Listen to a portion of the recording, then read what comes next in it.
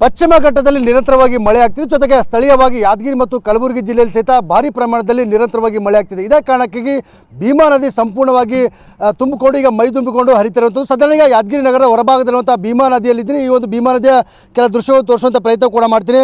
ಈ ಒಂದು ಭೀಮಾ ನದಿ ಸಂಪೂರ್ಣವಾಗಿ ಕಳೆದ ಒಂದು ವಾರ ಹಿಂದೆ ಅಷ್ಟೇ ಸಂಪೂರ್ಣವಾಗಿ ಬರಿದಾಗಿತ್ತು. ಆದರೆ ಈಗ ಸಂಪೂರ್ಣವಾಗಿ ಮೈ ತುಂಬಿಕೊಂಡು ನದಿಯ ಬೋರ್ಗರಿತ ಸಹಿತ ಈಗ ಹೆಚ್ಚಾಗಿರುತ್ತೆ. ಯಾಕಂದರೆ ಪಶ್ಚಿಮ ಘಟ್ಟದಲ್ಲಿ ನಿರಂತರವಾಗಿ ಮಳೆ ಆಗ್ತಿದೆ. ಹೀಗಾಗಿ ಅಲ್ಲಿಂದ ಕೂಡ ಸಾಕಷ್ಟು ನೀರನ್ನು ನದಿಗೆ ಬರಲಾಗ್ತಿದೆ. ಜೊತೆಗೆ ಸ್ಥಳೀಯವಾಗಿ ಕಳೆದ 4-5 ದಿನಗಳಿಂದ ಕಲಬುರಗಿ ಮತ್ತು ಯಾದಗಿರಿ ಜಿಲ್ಲೆಯಾದಂಥ ಸಾಕಷ್ಟು ಮಳೆ ಆಗ್ತಿದೆ.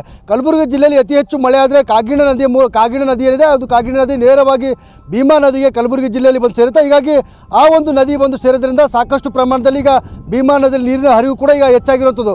ಒಂದು ರೀತಿ ಏನು ನಿನ್ನೆ ಅಷ್ಟೇ ಈ ಒಂದು ನದಿಯ ದಡದಲ್ಲಿರುವಂಥ ಕಂಗಾಳೇಶ್ವರ ಮತ್ತು ವೀರಾಂಜನೇಯ ದೇವಸ್ಥಾನಗಳು ಏನು ಅರ್ಧದಷ್ಟು ಮುಳುಗಡೆಯಾಗಿದ್ವು. ಆದರೆ ಈಗ ಇವತ್ತು ಹೆಚ್ಚಿನ ಪ್ರಮಾಣದಲ್ಲಿ ನೀರು ಬಿಟ್ಟಿರೋ ಕಾರಣಕ್ಕಾಗಿ ದೇವಸ್ಥಾನಗಳು ಸಂಪೂರ್ಣ. ಕಂಗ್ರ್ಯಾಚುಲೇಷನ್ಸ್. ಯಾರು ಹುಡುಗ? ಮದುವೆ ಅಲ್ಲ, ಬಿಸ್ನೆಸ್ ಸ್ಟಾರ್ಟ್ ಮಾಡ್ತಾ ಇದ್ದೀನಿ. ಹೌದಾ? ಹೇಗೆ? Boss Vala B the boss. ಈಗ ಮುಳುಗಡೆ ಸಹಿತ ಆಗಿರುವಂಥದ್ದು. ದೇವಸ್ಥಾನದ ಗೋಪುರ ಸಹಿತ ಈಗ ಮುಳುಗಡೆ ಆಗಿದೆ. ನೋಡ್ಬೋದು ದೃಶ್ಯಗಳಲ್ಲಿ. ಏನು ನಿನ್ನೆ ಅಷ್ಟೇ 8,000 ಕ್ಯೂಸೆಕ್ ನೀರನ್ನು ನದಿಗೆ ಬಿಡಲಾಗಿತ್ತು. ಆದರೆ ನಿನ್ನೆ ರಾತ್ರಿ ಸಾಕಷ್ಟು ಮಳೆ ಆಗಿದೆ. ಜೊತೆಗೆ ಏನು ಮಹಾರಾಷ್ಟ್ರ ಕಡೆಯಿಂದ ಸಹಿತ ನೀರು ಬರ್ತಿರೋ ಕಾರಣಕ್ಕಾಗಿ ಕಲಬುರಗಿ ಜಿಲ್ಲೆ ಸೊನ್ನಾ ಬ್ಯಾರೇಜಿಂದ ಭೀಮಾ ನದಿಗೆ ಸುಮಾರು 65,000 ಕ್ಯೂಸೆಕ್ ನೀರನ್ನು ಈಗ ನದಿಗೆ ಹರಿಬಿಡಲಾಗ್ತಿದೆ. ಈಗ ಸದ್ಯ 65,000 ಕ್ಯೂಸೆಕ್ ನೀರು ಬಿಟ್ಟಿರೋ ಕಾರಣಕ್ಕಾಗಿ ಅಪಾರ ಪ್ರಮಾಣದ ನೀರು ನದಿಗೆ ಹರಿತದೆ.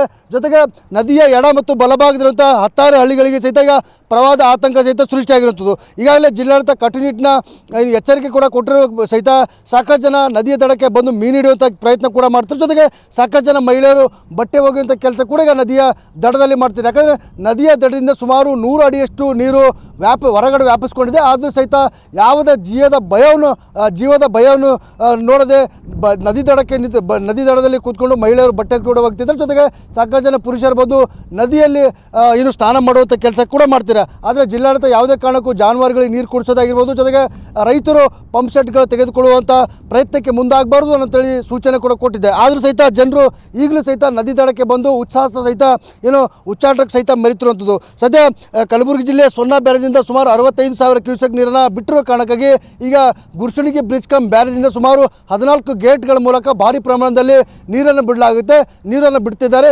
ಜೊತೆಗೆ ಇನ್ನು ಮುಂದಿನ ದಿನಗಳಲ್ಲಿ 1-1.5 ಲಕ್ಷ ಕ್ಯೂಸೆಕ್ ನೀರನ್ನು ಬಿಟ್ಟರೆ ಏನು ವಡಗೇರ ತಾಲೂಕಿನ ಆಗಿರ್ಬೋದು, ಜೊತೆಗೆ ಯಾದಗಿರಿ ತಾಲೂಕಿನ 10 ಹಳ್ಳಿಯ ಗ್ರಾಮಸ್ಥರಿಗೆ ಏನು ಜಲದಿಗ್ಬಂಧನ ಸಹಿತ ಉಂಟಾಗುವ ಸಾಧ್ಯತೆ, ಜೊತೆಗೆ ಸಾಕಷ್ಟು ಜಮೀನುಗಳಿಗೆ ನೀರನ್ನು ಆವರಿಸಿಕೊಳ್ಳುತ್ತೆ. ಜೊತೆಗೆ ಮನೆಗಳಿಗೆ ಸಹಿತ ನೀರು ನುಗ್ಗುವಂಥ ಆತಂಕ ಸಹಿತ ಶುರುವಾಗಿರುತ್ತದೆ. ಸದ್ಯ ಈಗ 65,000 ಕ್ಯೂಸೆಕ್ ನೀರು ಬಿಟ್ಟಿರೋ ಕಾರಣಕ್ಕಾಗಿ ಸಂಪೂರ್ಣವಾಗಿ ಭೀಮಾ ನದಿ ತುಂಬಿ ಇರ್ತದೆ. ಜೊತೆಗೆ ಭೀಮಾ ನದಿಯ ಬೋರ್ಗರಿತ ಸಹಿತ ಈಗ ಹೆಚ್ಚಾಗಿರುವಂಥದ್ದು. ಕ್ಯಾಮರಾಮನ್ ಶಿವಶಂಕರ್ ಜೊತೆ ಅಮೀನ್, TV9 ಯಾದಗಿರಿ.